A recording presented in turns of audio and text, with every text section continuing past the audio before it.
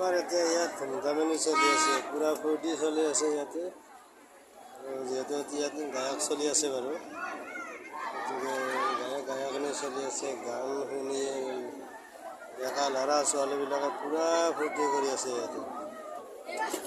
পূৰা ধুমধামেলি চলি আছে ইয়াতে বৰ্তমান। ইয়াতে আহি আছে দেখিছে নহয়, মানুহবিলাক গৈ আছে এতিয়া।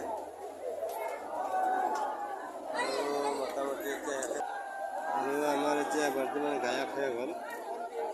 এতিয়া আমি দোকানীবিলাকেই আছোঁ মানে ইয়াতে, এইবিলাক দেখিছে নহয়, কাবিটিলৰ দোকান ইয়াত আছে বৰ্তমান। পান দোকানবিলাক এনেকৈ গৈ আছে।